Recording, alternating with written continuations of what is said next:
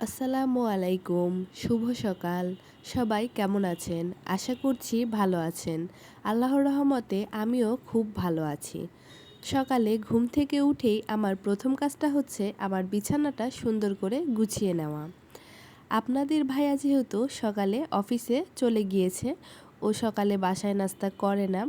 আমি আমার নিজের জন্য 2টা পরোটা, একটা ডিম পোচ আর ডিম দিয়ে ধুন্দুল ভাজি করে নিয়েছিলাম। সাথে ছিল কয়েকটা কিশমিশ। এখন আমি একা একা আমার ব্রেকফাস্টটা করে নিব।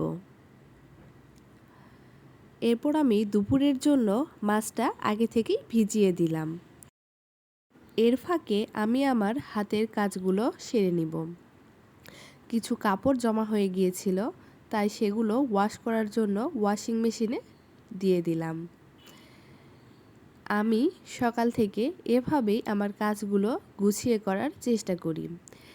এখন এখানে পরিমাণ মতো হুইল পাউডার দিয়ে কাপড়গুলো কুইক ওয়াশে 15 মিনিটের জন্য ওয়াশ করার জন্য দিয়ে দিলাম। এখন আমি আমার বাসার ফার্নিচারগুলো মুছে নেব। এই কাজটা আমাকে প্রতিদিনই করতে হয়। রাস্তার পাশে বাসা হওয়ার কারণে প্রতিদিন কই থেকে যে ময়লা এসে জমা হয় বুঝতেই পারি না। সপ্তাহে একদিন আমি ডিপ ক্লিন করি আর প্রতিদিন এভাবেই হালকা করে মুছে নিই। এখন পুরো বাসাটা সুন্দর করে ঝাড়ু দিয়ে নিব। বাসার টুকটাক কাজগুলো করে কিচেনে চলে এসেছি দুপুরের রান্না করার জন্য। আজকের মেনুতে থাকছে টমেটো দিয়ে শোল মাছ ঝোল আর সাথে থাকছে ডিম দিয়ে ধুন্দুল ভাজি। আমি মাছগুলো অফ ক্যামেরায় লবণ, হলুদ, মরিচ দিয়ে মাখিয়ে রেখেছিলাম। সেগুলো তেলে হালকা করে ভেজে নিয়ে একই তেলে আবার পেঁয়াজ কুচি, মরিচ কুচি দিয়ে হালকা ভেজে পানি দিয়ে দিলাম।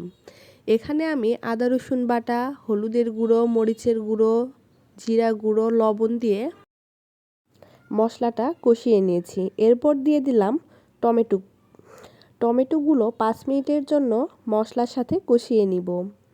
টমেটো কষিয়ে আসলে এখন এখানে ঝোলের পানিটা দিয়ে দিব। পানিতে বলক চলে আসলে এখানে আগে থেকেই ভেজে রাখা শোল মাছগুলো দিয়ে দিব। মাছগুলো দিয়ে 15 মিনিটের মতো আমি রান্না করে নিয়েছিলাম।